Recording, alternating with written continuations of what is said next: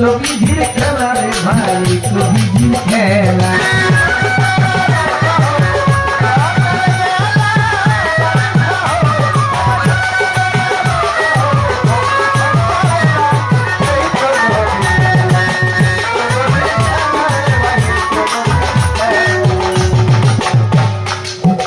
সকালবেলা বাচ্চা ছিলাম আমরা, প্রত্যেকে ছিলাম মায়ের কুলে। মায়া মেরে আদর করত, দুঃখ দিত, খোদাই আমার পেলে। সকালবেলা বাচ্চা ছিলাম আমরা, সবাই ছিলাম মায়ের কুলে। মায়া আমার আদর করত, দুঃখ দিত, খোদাই আমার পেলে। এই গায়ে দুপুরবেলা যৌবন এসে,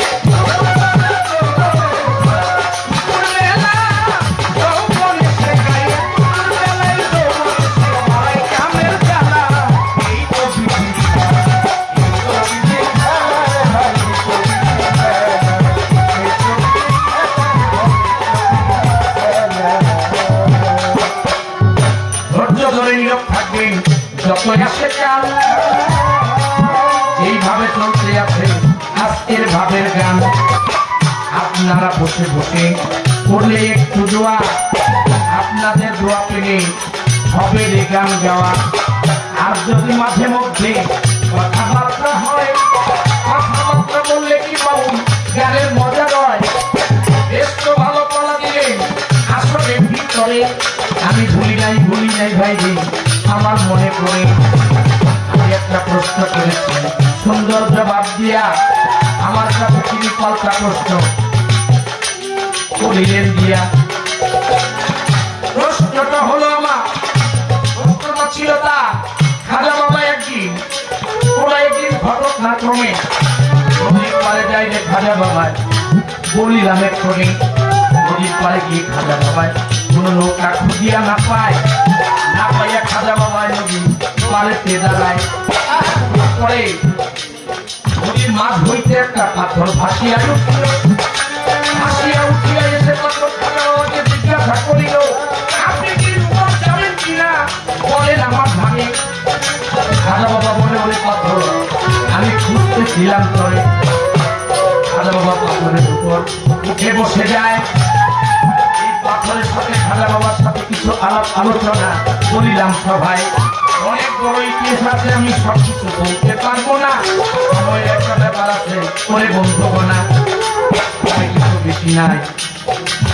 বলে দিলাম আপনারে, সংক্ষেপে জবাবটা আপনি বুঝে নিবেন ধরে।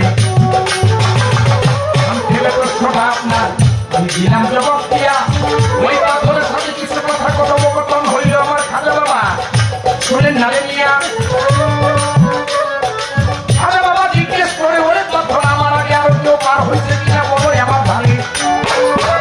পাথর বলে, খাজা বাবা বলিলাম আপনারে, আমার পিঠের উপরে বসে এক রমণী যায়, ওই রমণীর গর্ভে একটা সন্তান ছিল। বলিলাম সবাই, আপনারা আরব দেশে, যারা আরব দেশে গেছেন, যেমন গর্ভে বাচ্চা থাকলে সরকারের কাছে পিটিশন করলে বাচ্চার জন্য সরকারি ভাতা। শুধু আরব দেশে না, ইউরোপের যত রাষ্ট্র, প্রত্যেকটা রাষ্ট্রের মধ্যে গিয়ে দেখবেন একটা মানুষের যে ভাতা থাকে, গর্ভের সন্তান থাকলে তার জন্য অর্ধেক ভাতা। এটা অর্ধেক গণনা করা হয়, গর্ভে যতক্ষণ থাকে ততক্ষণ অর্ধেক গণনা করা হয়। ওই মহিলার গর্ভে ছিল সন্তান, আমি আপনাকে জানাই অর্ধেক। আর ওই মহিলা ১৩ জন বুঝে নিলেন, তাই খাজা বাবা সহমত ২৮ জন।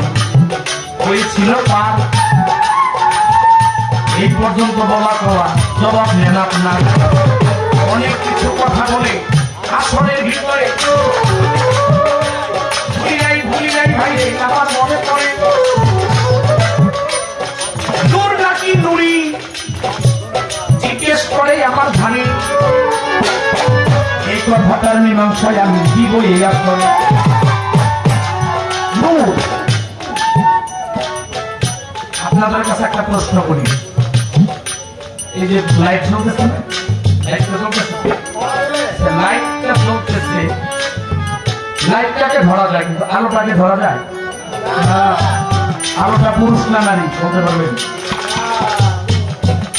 আলো কি পুরুষ না নারী? আছে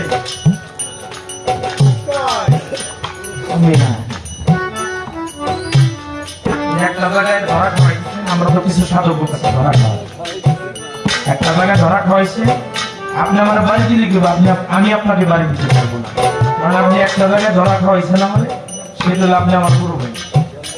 এই জায়গাটার মধ্যে আমি একটু বান্ধা আছি, হাতে হ্যান্ডকাপ লাগানো। নূর, নুরি শব্দটা হবে নূর, নুরি কোনো শব্দ না। নূর নুরি একই বস্তু। আপনি যখন এই রূপ জগতে ছিলেন তখন কি আপনার হাত পা ছিল নাকি? তখন কোন লিঙ্গ ছিল? পুরুষ নাকি নারী কোন লিঙ্গ ছিল? হ্যাঁ?